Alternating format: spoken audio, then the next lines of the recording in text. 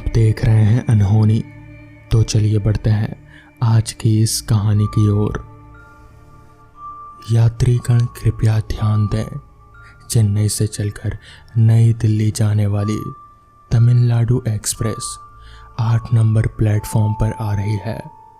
Announcement सुनते ही चुट्टू alert हो जाता है और दोनों दोस्तों से कहता है, अपना अपना सामान लो और एसी टायर वो जो सामने खड़ी होगी वहाँ जाकर खड़े हो जाओ, मैं पीछे से आ रहा हूँ। चुट्टू, चुन्नू और मुन्नू तीनों दोस्त रेलवे का एग्ज़ाम देकर वापस नई दिल्ली जा रहे थे।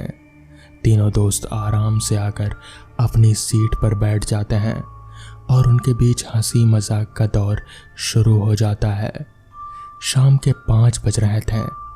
भोपाल स्टेशन पर गाड़ी करीब 1 घंटे से खड़ी देखकर चुन्नू टीटी से पूछताछ करने को जाता है और जब वो अपने दोनों दोस्तों मुन्नू और चुट्टू के पास आता है तो उसके दिमाग में हमेशा की तरह ही एक नया खुराफात जन्म ले चुका था।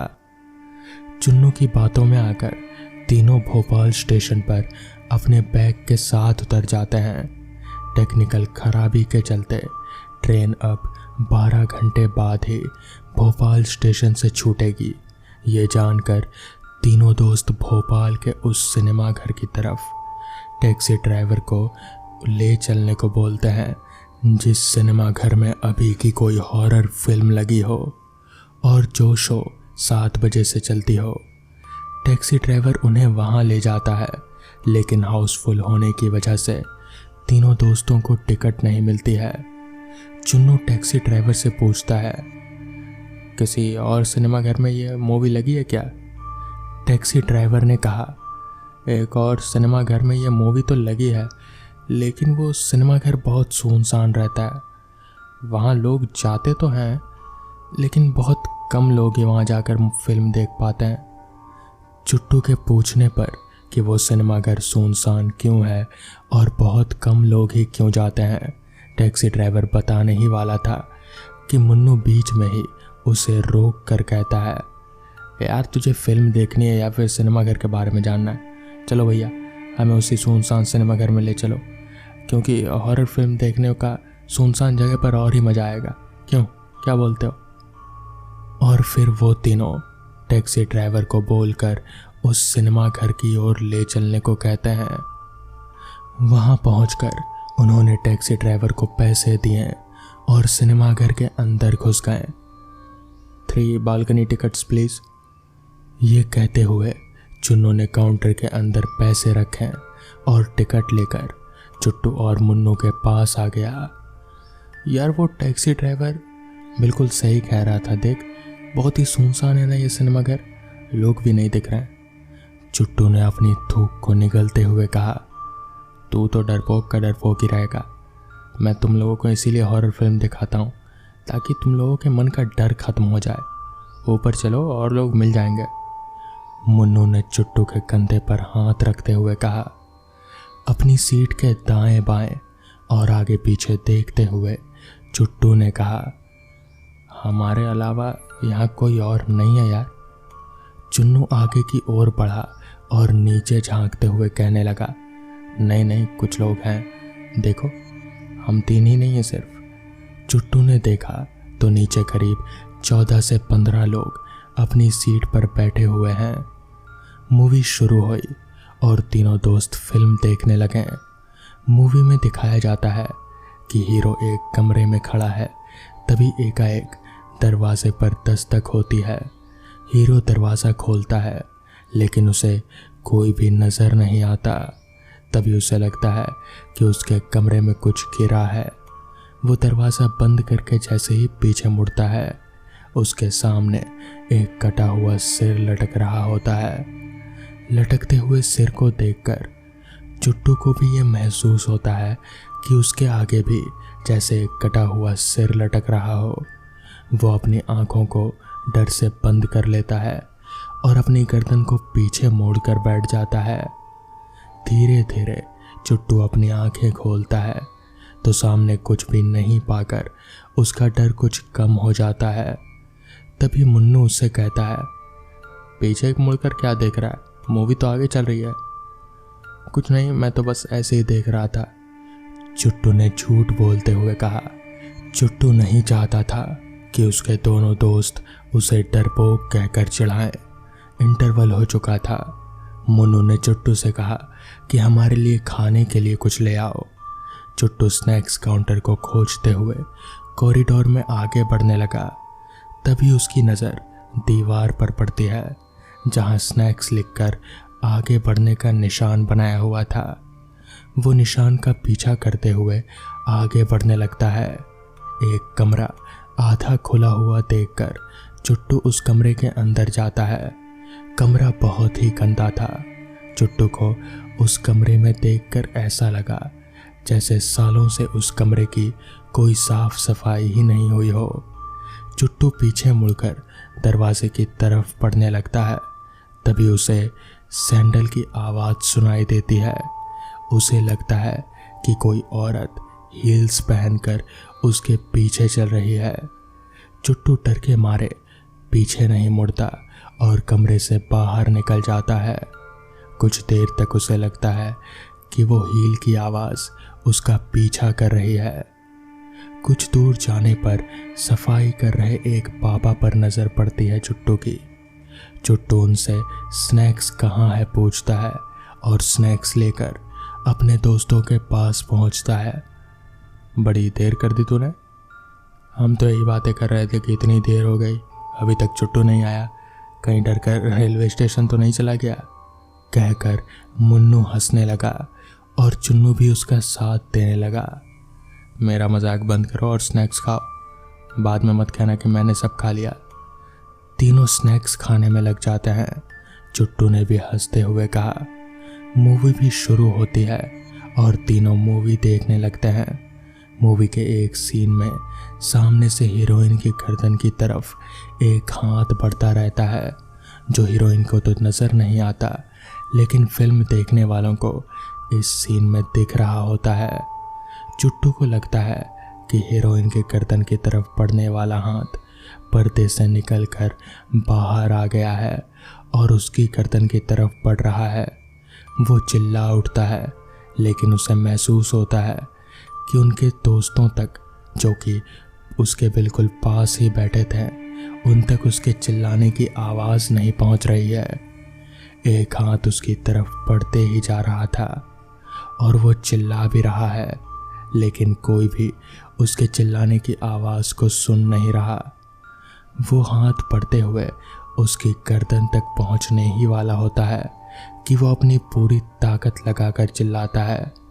जब चुट्टू की आंखें पानी के छींटे मारने पर खुलती है तो वो देखता है कि टिकट देने वाला आदमी उसके सामने पानी की बोतल रखकर खड़ा है और पास ही उसके दोनों दोस्त खड़े हैं। अपने दोस्तों से उसे पता चलता है कि वो बहुत ज़ोर से चिल्लाने लगा था और बेहोश हो गया था। चिल्लाने की आवाज़ सुनकर ही फिल्म को बंद कर दिया गया और सब उसके पास इकट्ठा हो गए थे। चुट्टू कहता है कि उसे यहाँ पर बिल्कुल भी ठीक नहीं लग रहा है। दोनों दोस्तों के साथ चुट्टू सिनेमाघर से बाहर निकल आता है। सिनेमाघर के गेट पर खड़े होकर चुट्टू एक बार फिर से पीछे मुड़ता है और सिनेमा हॉल में देखने लगता है। उसकी नज़र एक पोस्टर पर लगे हुए दीवार के ऊपर वाले कमरे की खिड़की पर जाती है। चुट्टू देखता है कि एक बहुत ही खूबसूरत लड़की उसे उस खिड़की से देख रही है। उसे देखते ही सैंडल की आवाज़ उसके कानों में गूंजने लगती है। ट्रेन के बर्थ पर चुट्टू को लिटाकर चुन्नू अपना मोबाइल निकालता है और उस सिनेमा घर का नाम गूगल पर लिखकर रिसर्च करता है तो पता चलता है कि उस सिनेमा घर में एक हीरोइन ने अपनी नाकामयाबी की वजह से खुदकुशी कर ली थी। तभी से वो सिनेमा हॉल में बहुत ही कम लोग फिल्म देखने जाते हैं। उस हॉल में रात में ही फिल्म दिखाई जाती है। उस सिनेमा हॉल में कुछ लोगों को महसूस हुआ कि वहाँ पर उस हीरोइन की आत्मा है, लेकिन आज तक उस आत्मा ने किसी को भी नुकसान नहीं पहुँचाया। तो दोस्तों, ये थी आज की पहली कहानी। तो चलिए बढ़ते हैं आज की दूसरी कहानी की ओर। उस भरी दोपहर जब अनिमेष अपने घर पर सोया हुआ था, तभी अचानक ही उसका फोन बजने लगा। अनिमेष ने मोबाइल देखा तो गांव से उसके चाचा जी का फोन था। इतने दिनों के बाद अपने चाचा जी का फोन देखकर अनिमेष काफी खुश हुआ। उसके फोन उठाते ही चाचा जी ने कहा, अनिमेष, कितने दिन हो गए रे, तुझे देखा नहीं। मेरी तबीयत बहुत खराब है, मरते मरते एक बार तुझे देखना चाहता हूं। इससे पहले कि अनिमेष कुछ बोल पाता, फोन अपने आप ही कट हो गया। अनिमेष ने दोबारा फोन मिलाने की कोशिश भी की, मगर दोबारा फोन लगा नहीं। अनिमेष ने सोचा एक बार गांव होकर आएगा तो अच्छा रहेगा। वैसे भी ऑफिस में अभी 5 दिनों की छुट्टी थी, लिहाजा अनिमेष ने फटाफट अपना सामान बांधा और निकल पड़ा बस स्टैंड की तरफ। बस स्टैंड पहुंचकर अनिमेष अपने गांव जाने वाली बस में बैठ गया। थोड़ी देर पहले तक जिस आसमान में सूरज का प्रकोप था, वहीं अब काले काले बादल छाने लगे थे। दिन के वक्त ही रात जैसा लगने लगा था। कुछ ही देर में बस खुली। मन ही मन में अनिमेष थोड़ा परेशान भी था। खैर कुछ ही देर में शाम हो गई। अनिमेष का गांव अभी भी बहुत दूर था। दरअसल अनिमेष को अपने चाचा जी से ज्यादा लगाव इसलिए था क्योंकि बचपन में ही अनिमेष के मम्मी पापा के गुजर जाने के बाद उसके चाचा जी ने ही उसे पाला था। अनिमेष के प्यार में कोई कमी ना रहे, इसलिए उन्होंने शादी भी नहीं की। मतलब कुल मिलाकर अनिमेष के चाचा ही उसके मम्मी पापा हैं। रात के तकरीबन 8:45 बजे अनिमेष की बस उसके गांव के बस स्टॉप पर रुकी। जब अनिमेष बस से उतरा तब एक बार को तो उसे ऐसा लगा जैसे वो किसी और ही जगह पर उतर गया हो। खैर उसने सोचा कि वो 6 सालों के बाद अपने गांव आ रहा है, तो शायद इसलिए ऐसा लग रहा होगा। अनिमेष ज्यादा कुछ ना सोचते हुए अपने गांव की ओर बढ़ने लगा। अनिमेष का गांव 6 सालों में जरा भी नहीं बदला था। ना तो पक्की सड़कें बनी थीं और ना ही लाइट की कोई व्यवस्था थी। कच्ची सड़क पर फैले उस कीचड़ से ये साफ था कि यहाँ थोड़ी देर पहले ही बारिश हुई है। रास्ते पर दूर दूर तक कोई इंसान तो क्या, एक कुत्ता तलक भी दिख नहीं रहा था। रास्ते पर फैले कीचड़ में जब अनिमेष का पैर पड़ता तो एक आवाज पैदा होती। वही आवाज उस माहौल की खामोशी को तोड़े जा रही थी। आसमान में अभी भी काले बादलों का जमावड़ा था। किसी भी पल बारिश शुरू हो सकती थी। उस मैदानी रास्ते पर अनिमेष अभी आगे बढ़ ही रहा था कि तभी उसके कानों में एक आवाज आई, अनिमेष। ये आवाज उसके चाचा की थी। अनिमेष ने अपने चारों तरफ देखा, लेकिन उसके चाचा उसे कहीं पर भी नहीं दिखे। अनिमेष ने सोचा शायद खुशी के मारे उसके कान बजे होंगे। यही सोचकर अनिमेष आगे बढ़ने लगा। अनिमेष अभी आगे बढ़ ही रहा था कि तभी अचानक ही बहुत तेज बारिश शुरू हो गई। अनिमेष ने आसपास देखा, मगर वहां ऐसी कोई चीज नहीं थी जिसके नीचे अनिमेष अपना सिर छिपा सके, सिवाय एक नीम के पेड़ के, जो कि उससे कुछ ही दूरी पर खड़ा था। अनिमेष भागकर उस पेड़ की ओर जाने लगा। बारिश में आधा भीग चुका अनिमेष जब उस पेड़ के पास पहुंचा तब बारिश और भी ज्यादा तेज हो गई। खैर अनिमेष ने राहत की सांस ली। अनिमेष वहां खड़े खड़े इधर उधर देख ही रहा था कि तभी उसकी नजर उससे कुछ ही दूरी पर खड़े एक आदमी पर गई। हालांकि वहां अंधेरा काफी ज्यादा था, मगर फिर भी धुंधली सी रोशनी में इतना दिख रहा था कि वो आदमी अनिमेष को हाथ का इशारा करके अपनी ओर बुला रहा था।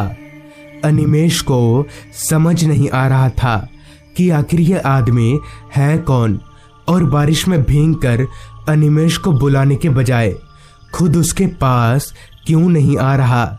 इसी ख्याल में खोया अनिमेष अभी उस आदमी को देख ही रहा था कि तभी जोर से बिजली कड़की, जिसकी तेज रोशनी में अनिमेष ने देखा कि वो आदमी और कोई नहीं बल्कि उसके चाचा जी हैं। अनिमेष भागकर बारिश की परवाह किए बगैर अपने चाचा जी के पास जाने लगा, मगर जैसे ही अनिमेष अपने चाचा जी के पास पहुंचा तभी एकदम से उसके चाचा जी कहीं गायब हो गए। ये देखकर अनिमेष पहले तो बहुत डर गया, मगर फिर उसने सोचा शायद चाचा जी से मिलने की खुशी में उसे बार बार वहम हो रहा है। अब अनिमेष पूरी तरह से भीग चुका था, इसलिए उसने इसी बारिश में चलने का फैसला किया।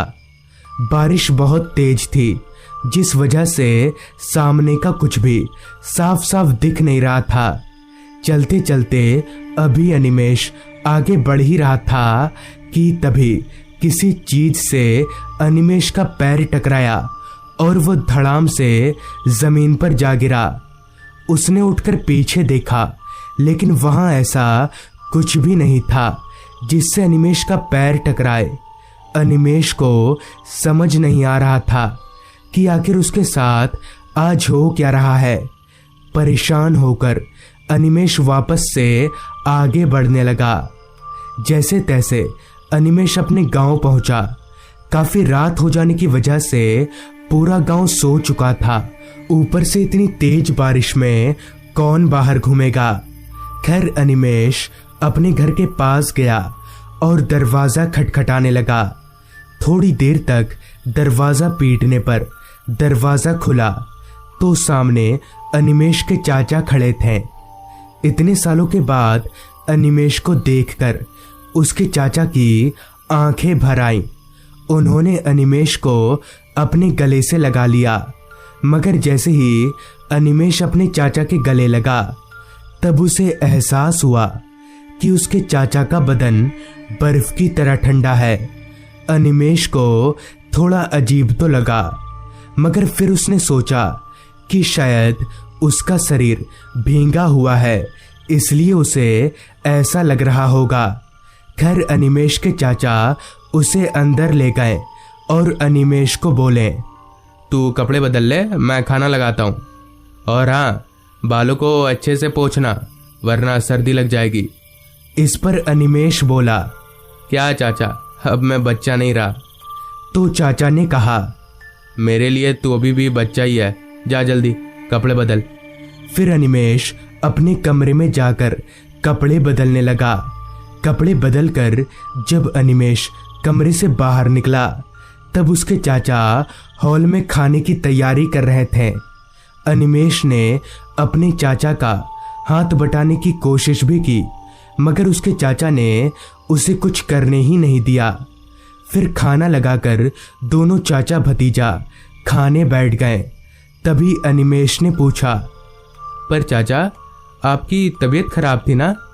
तो अनिमेष के चाचा ने कहा, खराब थी, पर तुझे देख लिया ना, अब बिल्कुल ठीक हो गया हूँ।